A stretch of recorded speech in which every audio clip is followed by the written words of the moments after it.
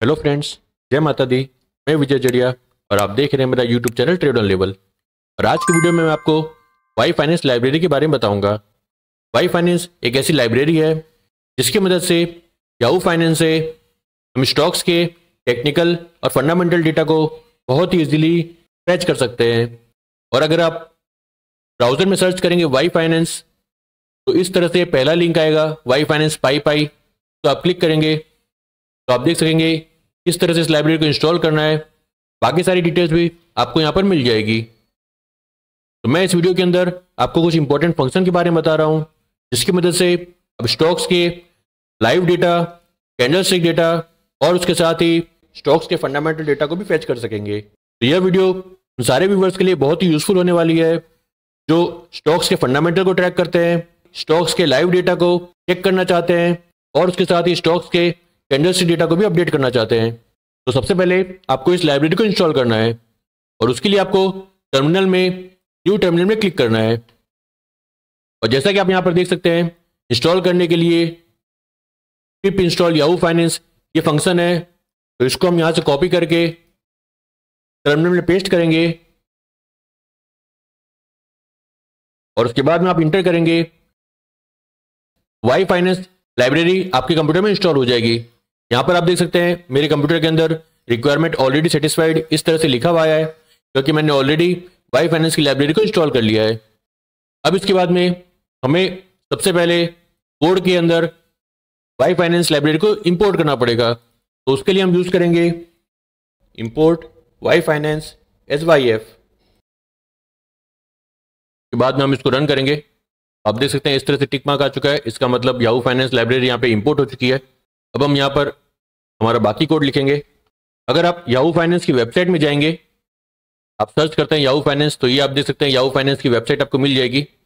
यहाँ पर आपको किसी भी स्टॉक का सिंबल लेना है तो सिंपली आप उसको यहाँ पे सर्च बार में सर्च कर सकते हैं। जैसे अगर मुझे रिलायंस सर्च करना है तो मैं यहाँ पर लिखूंगा रिलायंस। तो यहाँ पर आप सिंबल देख सकते हैं reliance.ns। तो इस तरह से रिलायंस का सिंबल है। तो हमें वाई फाइनेंस लाइब्रेरी के अंदर भी इसी सिंबल को यूज करना है, reliance.ns। तो सबसे पहले हम अपना टिकर का वेरिएबल बनाएंगे। तो हम यहाँ पर लिखेंगे ticker is equal to YF dot ticker और यहाँ पे टिकर इज इक्वल टू जो हमने यहाँ पे रिलायंस का सिंबल देखा था reliance.ns, इसी सिंबल को हमें स्ट्रिंग में लिखना है। मैं यहाँ पे लिख दूंगा reliance.ns। तो ये हमारी टिकर की सेटिंग हो चुकी है। अब हम टिकर वेरिएबल की मदद से हिस्टोरिकल डेटा फैच कर सकते हैं, फाइनेंशियल डेटा फैच कर सकते हैं, लाइव डेटा फैच कर सकते हैं और उसके अलावा जो भी डेटा इस लाइब्रेरी के अंदर अवेलेबल है उसको हम बहुत ईजिली फैच कर सकते हैं। तो उसके लिए हमें सिंपल यहाँ पे लिखना है टिकर डॉट, और सबसे पहले मैं आपको बताता हूँ किस तरह से आप कैंडलस्टिक डेटा को बहुत ईजिली फैच कर सकते हैं। और चाहे हिस्टोरिकल कैंडलस्टिक डेटा हो या फिर लाइव कैंडलस्टिक डेटा हो, आप दोनों ही तरह की डेटा बहुत ईजिली फैच कर सकते हैं। तो यहाँ पे मैं यूज करूंगा टिकर डॉट हिस्ट्री। सबसे पहला ऑप्शन आप यहाँ पे देख सकते हैं पीरियड के अंदर मैं यहाँ पर सेलेक्ट करता हूँ मैक्स, जितना भी पीरियड का डेटा हमें मिल सकता है पहले हम उसी को फैच करेंगे। सेकंड ऑप्शन आप देख सकते हैं इंटरवल। तो इंटरवल के अंदर मैं यहाँ पर 1 डे को सेलेक्ट करता हूँ। तो अगर मैं इसको रन करता हूँ तो आप देख सकते हैं रिलायंस इंडस्ट्री का 1 जनवरी 1996 1996 यहाँ से लेकर अभी तक का लेटेस्ट डेटा यहाँ पर आ चुका है। तो आप देख सकते हैं इस लाइब्रेरी के अंदर आपको 30 ईयर का डेटा मिल रहा है। तो 30 ईयर्स का डेटा जिस स्टॉक्स का भी अवेलेबल होगा उसका डेटा आपको सिर्फ इस एक लाइन की मदद से मिल जाएगा। और यहाँ पर आप देख सकते हैं open, high, low, close, volume, dividend, stock split, ये सभी डेटा आपको मिलता है। और यहाँ पर आप ओपन कॉलम के अंदर देख सकते हैं ओपन की जो वैल्यू आ रही है उसमें पहले प्राइस के बाद में जो डेसिमल वैल्यू है वह बहुत ज़्यादा है। तो हमें इस डेसिमल वैल्यू को सिर्फ 2 फिगर तक सेट करना है। तो उसके लिए हम यहाँ पर लिख देंगे rounding is equal to true. अब अगर हम इसको रन करते हैं तो आप देख सकते हैं यह वैल्यू यहाँ पे प्रॉपर्ली आ चुकी है। तो इतने सिंपल तरीके से आप किसी भी स्टॉक्स के कैंडलस्टिक डेटा को फैच कर सकते हैं। और अभी आप देख सकते हैं यह डेटा फिलहाल 1 डे का है और मैंने यहाँ पे मैक्स यूज किया है। तो जो भी डेटा अवेलेबल होगा वो पूरा डेटा यहाँ पर फैच हो जाएगा। अब अगर मुझे यहाँ पे 1 डे की जगह 1 मिनट का डेटा फैच करना है और अगर मैं इस फंक्शन को रन करूंगा तो आप देख सकते हैं यहाँ पे 30 दिसंबर से लेकर 3 जनवरी तक का डेटा हमें यहाँ पे मिल जाता है। अगर मैं यहाँ पे 15 मिनट को यूज करता हूँ और इसको रन करता हूँ तो आप देख सकते हैं यहाँ पे एरर आई है, 15 minute data not available for start time और एंड टाइम। तो हमने यहाँ पे जो पीरियड मैक्स को यूज किया है ये यहाँ पे वर्क नहीं करेगा, हमें यहाँ पर स्टार्ट को यूज करना है। तो यहाँ पर हम लिखेंगे स्टार्ट इज इक्वल टू, अगर आप इस हिस्ट्री के अंदर कंट्रोल को दबाकर क्लिक करेंगे तो आप इसकी लाइब्रेरी में जा सकते हैं। यहाँ पर अगर आप स्टार्ट में देखेंगे तो स्टार्ट के अंदर आपको स्ट्रिंग वैल्यू लिखनी है जो YYYY MMDD इस फॉर्मेट में आपको लिखना है, या फिर आप चाहे तो डेट टाइम लाइब्रेरी को भी यूज कर सकते हैं। तो पहले मैं यहाँ पे आपको स्टार्ट के अंदर स्ट्रिंग फॉर्मेट में लिख के दिखाऊंगा। स्ट्रिंग फॉर्मेट में आप देख सकते हैं पहले ईयर, फिर मंथ, फिर डेट। तो ईयर के लिए मैं अगर यहाँ पे लिखूं 2024, फिर मंथ के लिए 12 और फिर डेट के लिए 01। अगर मैं इसको रन करता हूं तो आप देख सकते हैं हमें 1 दिसंबर से लेकर अभी तक का डेटा हमें यहाँ पर मिल चुका है। अगर आप इंट्राडे टाइम फ्रेम का डेटा फेच करते हैं तो उसकी लिमिट 60 डेज की है और वो आप हिस्ट्री में क्लिक करके चेक भी कर सकते हैं। अगर आप यहाँ पर चेक करेंगे तो यहाँ पे लिखा हुआ है intraday data can not extend last 60 days. तो अगर आप इंट्राडे का कोई भी टाइम फ्रेम यूज करते हैं तो उसके लिए आपको 60 डेज का ही डेटा मिलेगा। तो आप देख सकते हैं इस एक लाइन की मदद से बहुत ही सिंपल तरीके से आप किसी भी टाइम फ्रेम का डेटा फेच कर सकते हैं। और अगर यहाँ पर आप इंटरवल को चेक करेंगे कि कौन कौन से इंटरवल का आप डेटा फेच कर सकते हैं तो आप देख सकते हैं 1 minute, 2 minute, 5 minute, 15 minute, 30 minute, 60 minute, 90 minute, 1 hour, 1 day, 5 day, 1 week, 1 month, ये सभी डेटा आप यहाँ पर फेच कर सकते हैं। और पीरियड्स अगर आप देखेंगे तो 1 डे, 5 डे, 1 मंथ, ये सभी पीरियड्स है जो आप स्ट्रिंग में लिख सकते हैं जिसकी मदद से उसी टाइम का डेटा अपडेट हो जाएगा। तो ये एक बहुत ही सिंपल फंक्शन है जिससे आप किसी भी स्टॉक्स के कैंडल से डेटा को फेच कर सकते हैं। जैसे एग्जांपल के लिए अगर मुझे रिलायंस की जगह यहाँ पर ITC का डेटा फेच करना है तो मैं यहाँ पर ITC लिख दूंगा। अब अगर इसको हम रन करते हैं तो आप देख सकते हैं यहाँ पे ITC का डेटा आ चुका है। तो बहुत ही सिंपल तरीके से याहू फाइनेंस लाइब्रेरी वर्क करती है और लाइव मार्केट में भी आप इस लाइब्रेरी को यूज कर सकते हैं और लाइव कैंडल से डेटा फेच कर सकते हैं।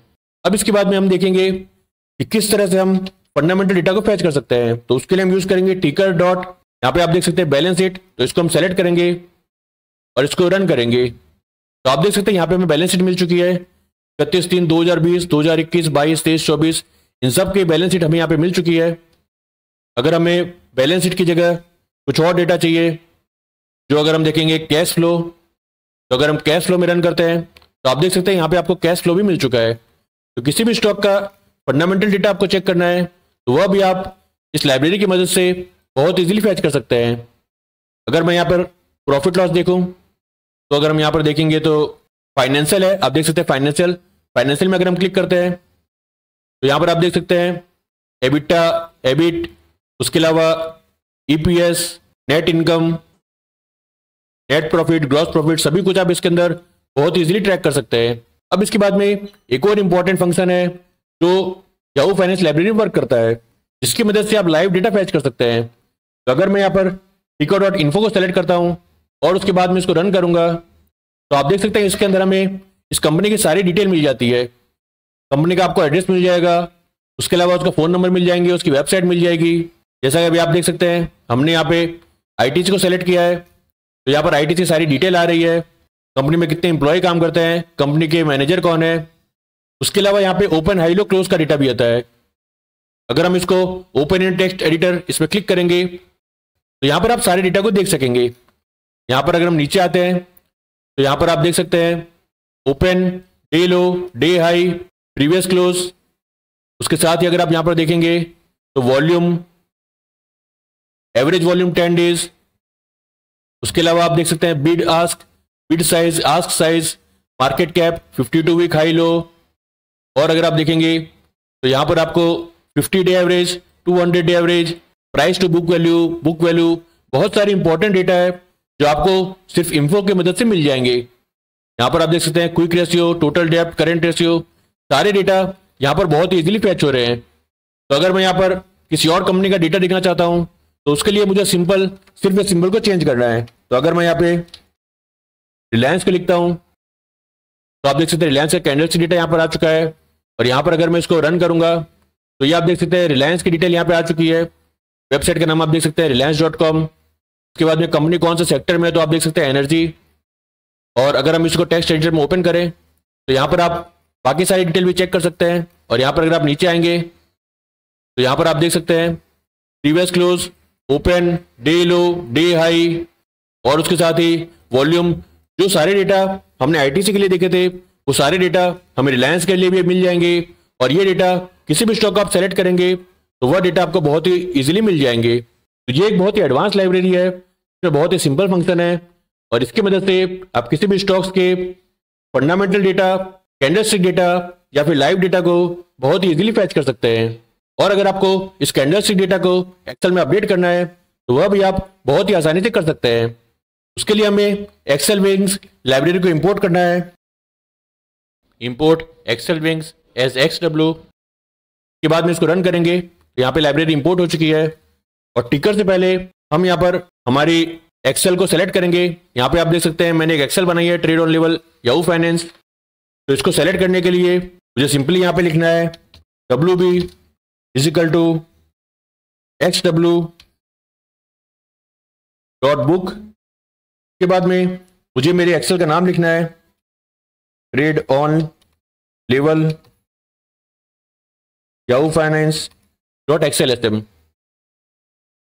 आपको अपने एक्सेल का नाम उसके एक्सटेंशन के साथ लिखना पड़ेगा। तो यहाँ पर हमारे एक्सेल को हमने WB वेरिएबल में सेट कर दिया है। अब इसके बाद में आप एक्सेल में देखेंगे तो यहाँ पर मैंने सीट को रीनेम किया है डेटा। तो यहाँ पर हम डेटा सीट को सेलेक्ट करेंगे और डेटा सीट वेरिएबल में स्टोर करेंगे। Data sheet is equal to WB dot sheets data. तो डेटा सीट वेरिएबल के अंदर हमारी डेटा सीट स्टोर हो चुकी है। अब यहाँ पर आप देख सकते हैं यहाँ पे टिको डॉट हिस्ट्री के अंदर ये डेटा आता है। इसको हम एक वेरिएबल में सेव कर लेंगे। तो हम यहाँ पर लिखेंगे कैंडल डेटा इजिकल टू टिकर हिस्ट्री और बाद में data seat dot range A1 के अंदर हम इस डेटा को अपडेट करेंगे। तो उसके लिए हम लिखेंगे dot value is equal to candle data. अब मैं एक्सेल को यहाँ पे ऊपर कर देता हूं और इसको भी हम स्मॉल कर लेंगे जिससे हम दोनों को साथ में देख सकें।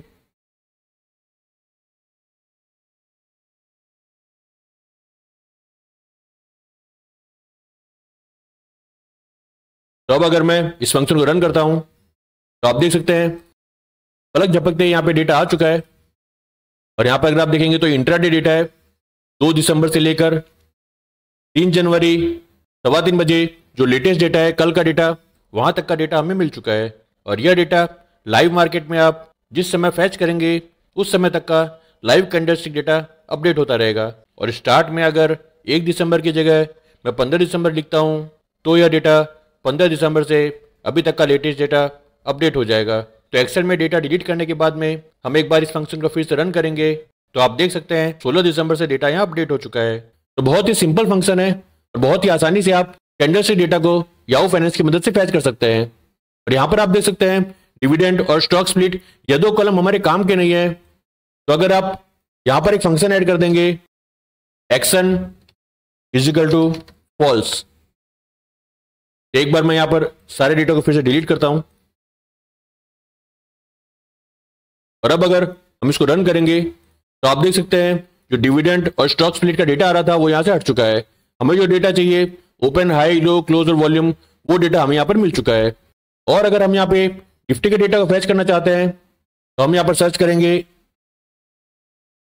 निफ्टी। तो यहाँ पर आप देख सकते हैं निफ्टी का इस तरह का सिंबल है। तो इसको हम यहाँ से कंट्रोल से करके कॉपी करेंगे और यहाँ पर रिलायंस NS की जगह कंट्रोल V करके पेस्ट करेंगे। एक बार फिर से हम इस सभी को डिलीट करेंगे और अगर हम इसको रन करते हैं तो आप देख सकते हैं निफ्टी का कैंडलस्टिक डेटा एक्सेल में अपडेट हो चुका है। जो भी सिंबल आपको समझ में ना आए तो सिंबल को सर्च करके आप ओपन कर लीजिए। तो यहाँ ब्रैकेट में जो वैल्यू रहती है वही इसका सिंबल रहेगा। अगर आपको बैंक निफ्टी देखना है, निफ्टी बैंक आप देख सकते हैं निफ्टी बैंक यहाँ पे आ चुका है। तो इसका सिंबल है NSE बैंक। इसको हम यहाँ से कॉपी करेंगे और इसी को हम यहाँ पर पेस्ट कर देंगे और इस डेटा को हम डिलीट करते हैं। अब अगर हम इसको रन करेंगे तो आप देख सकते हैं बैंक निफ्टी का डेटा यहाँ पर अपडेट हो चुका है।